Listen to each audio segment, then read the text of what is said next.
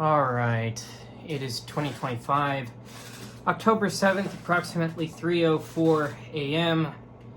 Continuing with problems from chapter 4. Oh, that's not working very well. Let's try the other one.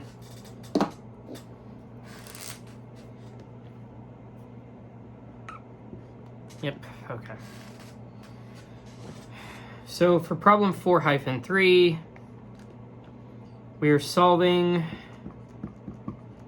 recurrences with change in variable.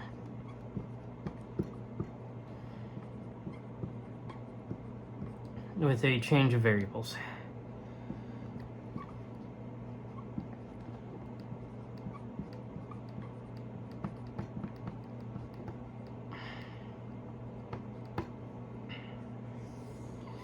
So we have here sometimes, this isn't going to work very well now, is it?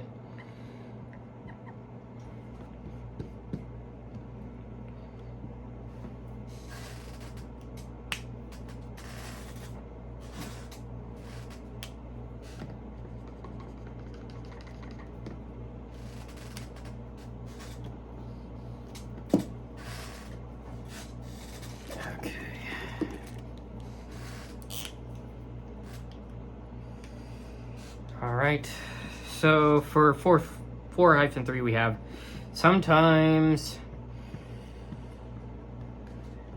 a little algebraic manipulation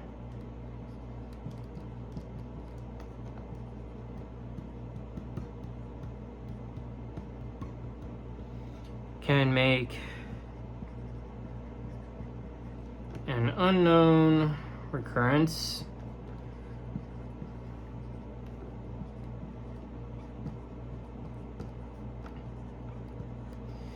similar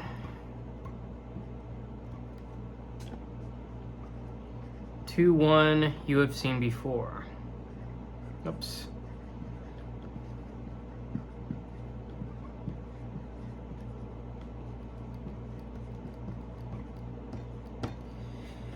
Let's solve the recurrence t of n is equal to 2t of n squared, the square root of n plus theta log of n.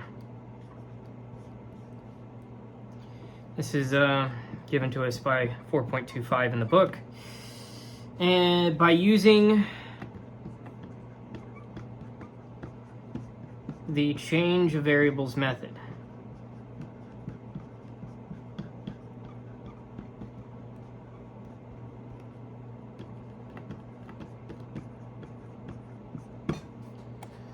all right, and furthermore, we're given this change variables method in particular to this, which I'll get into a second here after I erase this. So first, define m to be equal to log of n and s of m to be equal to t of 2 to the m. And we're told rewrite recurrence 4.25, which is what we just looked at, in terms of m and s of m. And then for part 2, we have to solve, this is a step-by-step thing. Solve your, these are parts of the problem. So solve your recurrence, like instead of a through, what is it, like d, I do it in, well, actually, let me see.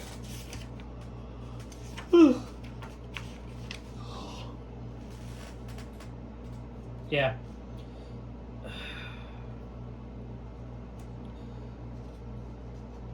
So this has multiple parts. So on the second part, solve your recurrence for S of m. For the third part, use your solution for S of m to conclude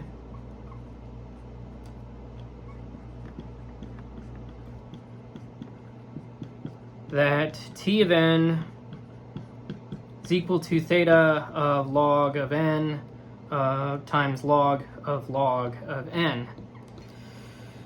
And for this fourth part, sketch a recursion tree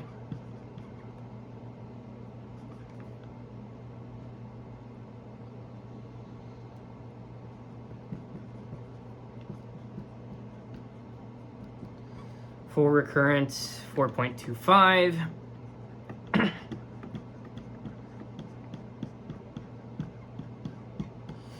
And use it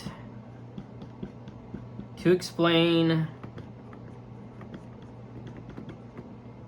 intuitively why the solution is T of n is equal to theta of log n times log of n. So that's the first four parts. Now there's more to this problem.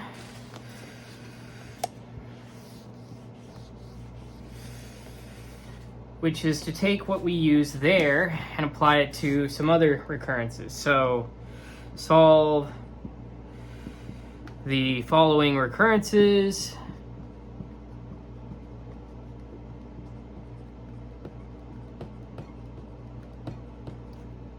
By changing variables.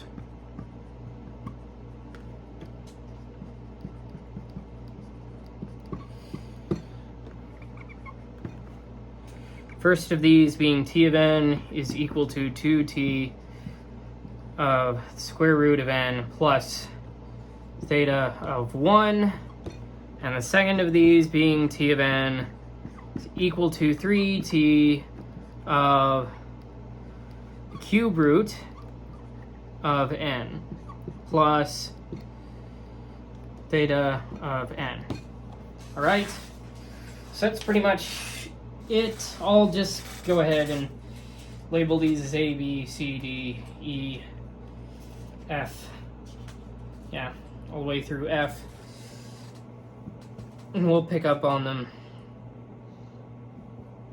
using both intuition and rigor as we go forward. So intuitively, when the sub-problem size is a root of n, taking logarithms turns the multiplicative shrinkage into an additive shrinkage. So setting m equal to log n converts n to converts the map from n to the square root of n into the map from m to the square to m over 2, and the map from n to the cube root of n into m to m over 3. After this change, the recurrences become standard divide and conquer forms in the m variable, solvable by the master theorem. We can then substitute back in, we can then substitute back m is equal to the log of n.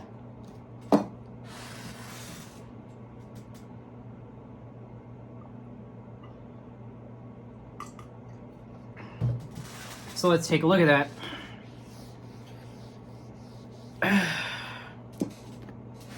So for the first part, which we'll call A now, looking at the change of variables.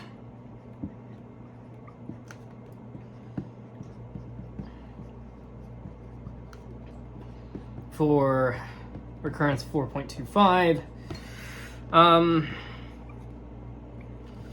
let's let m equal log of n, and S of m equal t of 2 to the m. Well, then the square root of n is equal to 2 to the m divided by 2, and log of n is equal to m. So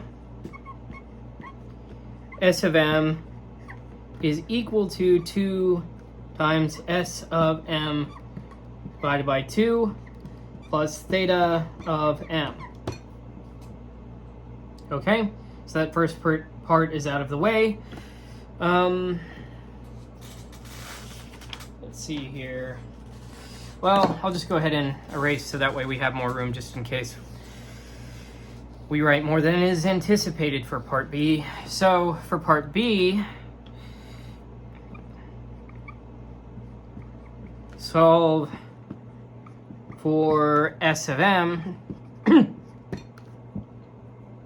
So we can apply the master theorem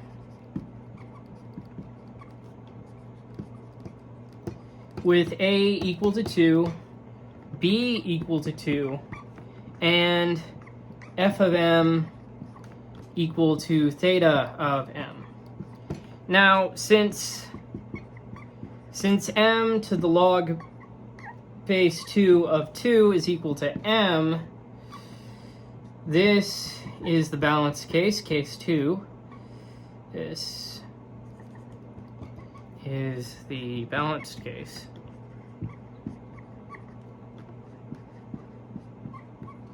So case 2, so S of m is equal to theta of m log m. M log m. All right.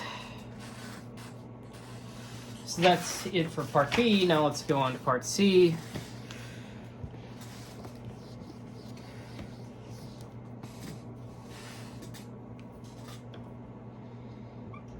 For part C, we have to substitute back.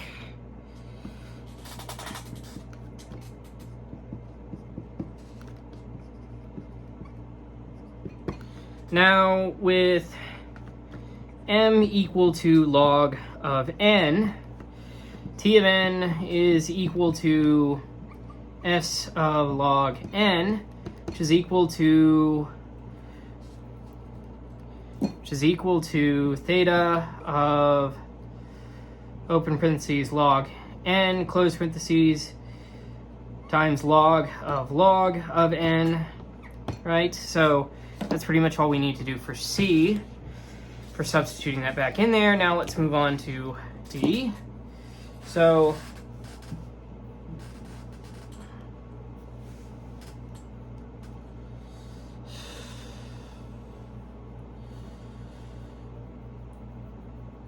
I'm not going to so much literally draw the recursive trees, just sort of sketch out exactly what it is while providing the intuition for it. I mean, I could, it's just, well, we'll see. Okay, so recursion, tree, sketch, and intuition.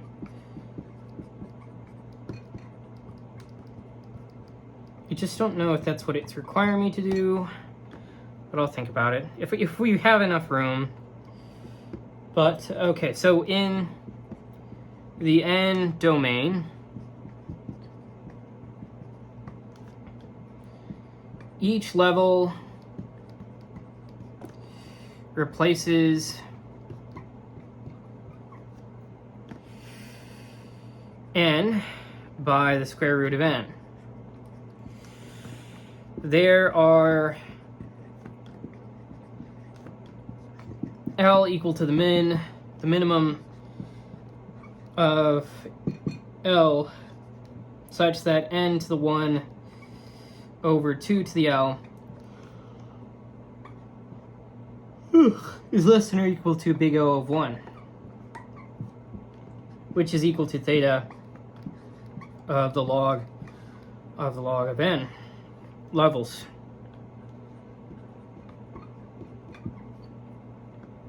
Cost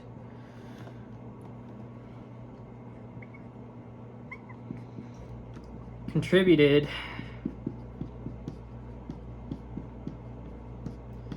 by the level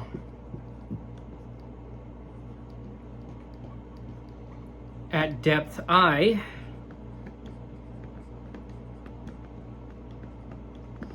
is theta of log of n to the 1 divided by 2 to the I,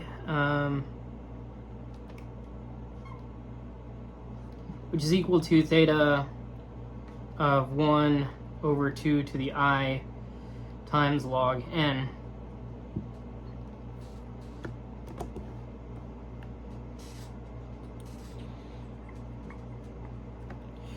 Just about out of space, so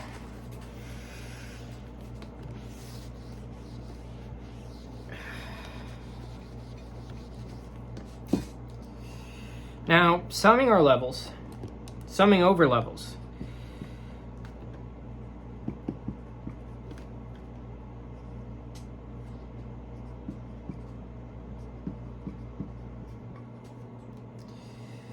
Gives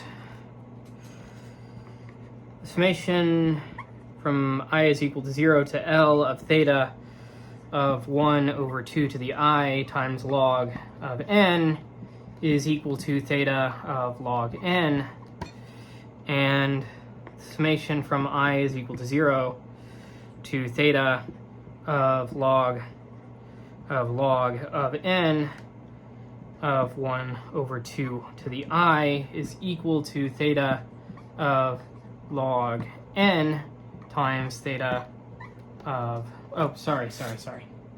This was supposed to be times this thing. So this summation gives theta of log n times the summation from I equals 0 to theta of log of n over of 1 over 2 to the I is equal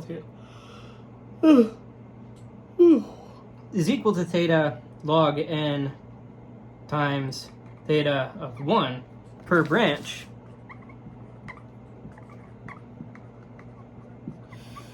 And there are 2 to the I branches at depth I.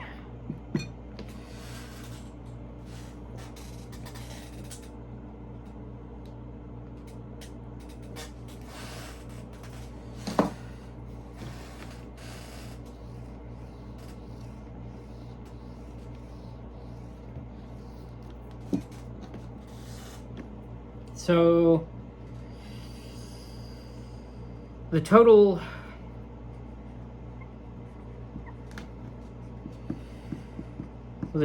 work done, we don't necessarily need to draw the thing literally, at depth I is theta of 2 to the I times 1 over 2 to the I times log of n, which is equal to theta of log of n.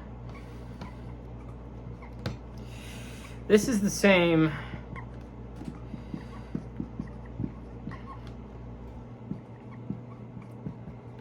for each of the theta of log of n levels. So we have theta of log of n times log of n overall. All right, so let's see.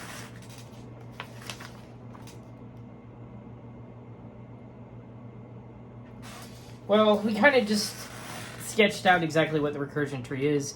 Didn't necessarily have to draw it. Maybe on the next run I'll draw it out. But for now, we're just going to keep it to a metaphorical sketch. We'll see. We'll see back whenever I get to it. But for now, let's just keep it that way.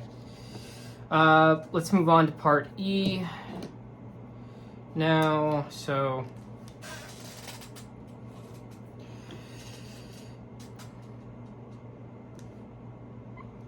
now Now, this is where we get to looking at those other recurrences. So t of n is equal to 2t of the square root of n plus, here's a bit of a change from the last one, theta of 1. Now, let me just circle that so that one acts as the bullet point. So let m equal log of n, s of m equal t of 2 to the m. Well, then s of m is equal to 2 times s of m divided by 2 plus theta of 1. Now, master theorem with a is equal to 2, b is equal to 2, f of m is equal to theta of 1, such that we have case 1 with epsilon equals 1, in this case yields s of m is equal to theta of m, implies t of n is equal to s of log of n, which is equal to theta of log of n. Right, so that's it for that recurrence. Now let's move on to the next one.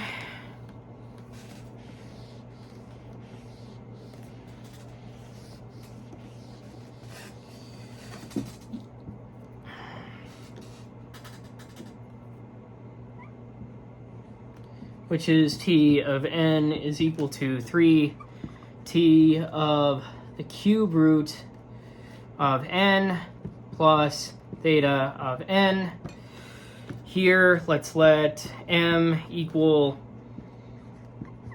log n, s of m equal t of 2 to the m.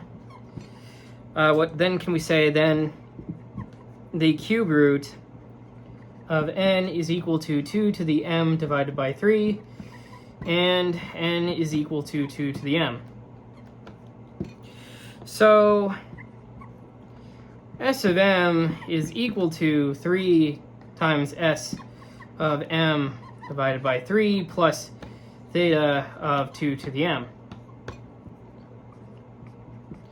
Now here, m to the log base 3 of 3 is equal to m, while f of m is equal to theta of 2 to the m dominates supernomially.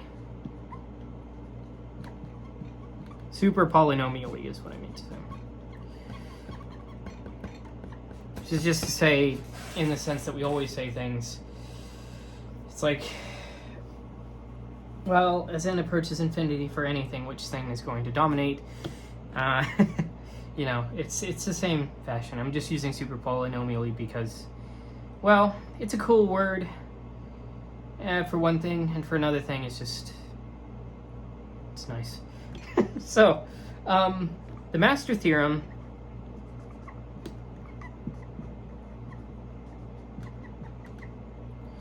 in this case, case 3, with regularity, 3 times 2 to the m divided by 3 is less than or equal to c times 2 to the m for some c less than 1 and large m. Gives, well, I'm out of board space, so I'll take a moment and then I will erase it.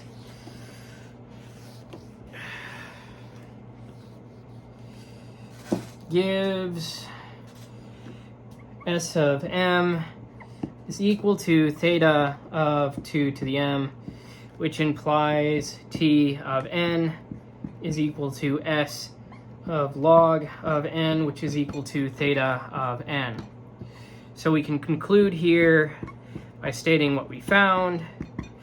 So t of n is equal to theta of log of n times log of n for that first part, and then t of n is equal to theta of log of n for that second part, and t of n is equal to theta of n for the last part. And that is it for finding the running time for each of these. So,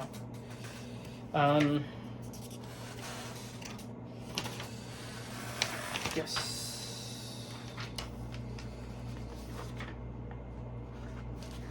Okay, so we have 4-4, 4-5, 4-6, and 4-7 to get to, and that will be it for all of the problems in this chapter. So 4-4 is rather long.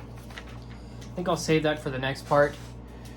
And we're approaching the 30-minute mark anyhow. Do I dare push through though? Let me see.